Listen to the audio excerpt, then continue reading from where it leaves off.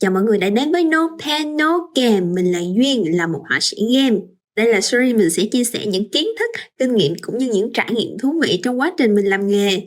Hy vọng rằng những chia sẻ này sẽ mang đến nhiều thông tin hữu ích cho mọi người cũng như truyền cảm hứng đến những ai đang có ý định trở thành một họa sĩ game nhé. Cái thứ hai mà mình cần phải lựa chọn đó là thiết bị. Tức là cái game của mình sẽ được chơi trên đâu? Chơi trên di động, hay là chơi trên máy tính, hay là chơi trên cái gì? Tại vì nó sẽ ảnh hưởng tới hai vấn đề. Thứ nhất là cách mà mình giao tiếp và mình tương tác với cái thiết bị đó. Thứ hai là cái tỷ lệ màn hình và cái kích thước màn hình. Thì ở đây thường sẽ có những cái thiết bị cơ bản sao để mà mình làm game. Cái đầu tiên á, và cái cũng khá là phổ biến, đó chính là cái PC, cái máy tính. Thì tùy ha, có thể là mình chơi trên máy tính bàn hoặc có thể là mình chơi trên laptop như thế này. Cái thứ hai mà cũng phổ biến không kém đó chính là di động, tức là mobile, chơi trên điện thoại. Ngoài ra thì còn có một số cái game mình cũng có thể chơi trên iPad luôn. Rồi có một cái dạng nữa là game chơi trên web, tức là không có phải là game cài đặt trong máy mà là game online chơi trên web. Có một cái ví dụ đó là Gunny. Game này rất là nhiều bạn chơi và nó là game chơi trên web nha mọi người. Thì cái web này nó có thể là web ở trên thiết bị PC hoặc là chơi trên web trên laptop, cũng có thể là web chơi trên di động nha mọi người. Ngoài ra thì cũng có khá là nhiều cái thiết bị khác chuyên dụng cho chơi game, ví dụ như là PlayStation nè, hoặc là những cái game VR chẳng hạn. Cũng có một cái trường phái nữa là người ta chơi game ở trên TV thông minh, Smart TV á. Hồi trước thì không có và hiếm, nhưng mà bây giờ thì với sự phát triển của công nghệ hiện đại thì rất là nhiều người cũng chơi game trên Smart TV. Nếu mình làm game trên những cái thiết bị khác nhau như thế này thì mình phải lưu ý những cái gì? Ở đây thì mình sẽ lấy một ví dụ trên cùng một con game và trên hai thiết bị, đó là trên máy tính và trên điện thoại, để mọi người dễ hình dung nhất nha. Cái game mình lấy ví dụ là Don't Stick Together. Thì cái game này là một cái game khá là nhiều người chơi, trong đó có mình cũng rất là thích game này và mình có trải nghiệm trên phiên bản PC. Thì ở đây mình sẽ lấy một cái màn hình main ha mọi người ha, một cái màn hình game chính. Ở đây thì mình cũng có một cái phiên bản của cái game đó nhưng mà là chơi trên di động. Nhìn chung đây là những cái UI, những cái sắp xếp trên cái màn hình game này khá là tương đồng. Tức là ở phía bên góc trên cùng bên tay phải nó sẽ là một cái bản đồ, trên cùng bên tay trái thì ở phía bên game mobile thì nó sẽ có thêm những cái thông số, nhưng mà ở bên PC thì không có, tại vì nó đang tích hợp chung ở phía bên góc bên phải luôn. Cái phần ở dưới thì nó cũng có những cái tool hay xài, nhưng mà mình nhìn vô mình sẽ thấy một cái rất là rõ ràng, đó là gì? Đó là tất cả những cái thành phần của UI trên bản mobile, trên bản di động á, nó to hơn hẳn so với những cái thành phần UI trên bản máy tính luôn. Tại ví dụ như cái phần ở dưới mình thấy là cái phần những cái tool công cụ hay xài, đúng không? Ở trên bản mobile á, nó bự lắm, nó bự hơn phải gấp 4 lần so với cái bản PC. Tại vì sao? Tại vì đơn giản á, là mình đang cho mọi người thấy hai cái màn hình này với một cái kích thước bằng nhau. Còn nếu như trên thực tế, đúng không, thì hai cái thằng này nè, nó phải là như vậy nè, nó nhỏ xíu nó nhỏ còn lại có một chút xíu thôi.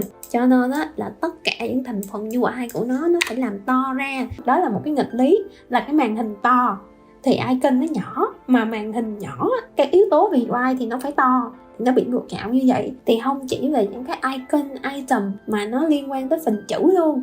Tức là chữ ở trong UI, nếu như mình làm UI cho game mobile nha, thì chữ mình phải cho to lên. Size chữ này rất là to luôn. Để làm sao? Để mà khi mà trên một cái thiết bị nhỏ xíu như cái di động, mình nhìn vô thì mình vẫn phải thấy được cái chữ đó là cái chữ gì. Còn nếu như mà nó nhỏ quá thì mình không thấy. Nhưng mà ở trên cái máy tính đi, thì tại vì cái màn hình máy tính nó quá to rồi, cái chữ nó nhỏ xíu cũng không sao hết trơn, cũng vấn đề gì vẫn thấy được bình thường. Cả đoàn mình bây giờ nhìn về cái phía bên dưới mà bên tay trái giùm em ha, thì mình sẽ thấy là ở trên bảng di động nó sẽ có một cái chấm này, nó sẽ có một cái chấm tròn như vậy, nó có một vòng tròn rồi nó có cái chấm. Nhưng mà bản máy tính thì không có. Tại vì sao vậy? Tại vì đơn giản á, là tại vì cái cách mình tương tác với hai cái thiết bị này nó hoàn toàn khác nhau. Ở trên bản máy tính đi, thì mình chơi game thì mình sẽ dùng gì? Mình sẽ dùng con chuột để mình di chuyển nhân vật. Sẽ có những game thì không dùng chuột để di chuyển nhân vật, nhưng mà người ta sẽ dùng cái bàn phím, 4 phím là trái phải lên xuống, hoặc là người ta dùng bàn phím chữ, người ta vẫn để di chuyển cái nhân vật được. Nhưng mà ở bên mobile á, thì không có bàn phím, cũng không có chuột. Vậy thì sao?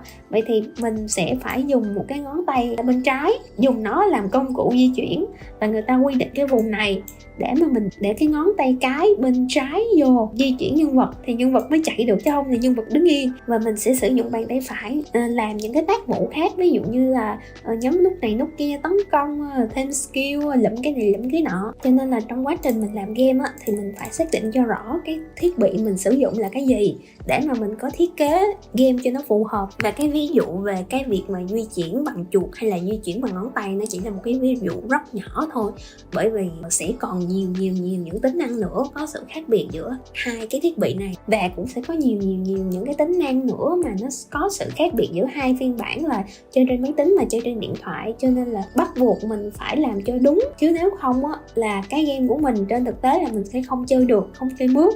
Cái thứ hai là cho dù mình chỉ làm trên một cái đồ án hoặc là một cái dự án cá nhân thôi, thì khi mà người ta biết việc hoặc là người ta hiểu, người ta nhìn vô, người ta sẽ thấy cái đồ án của mình nó rất là phi thực tế, nó không có tính ứng dụng, và nó cũng thể hiện là mình không có hiểu về cái sản phẩm mà mình đang làm luôn. Cái ví dụ của mình thì chỉ đang có đơn giản thôi.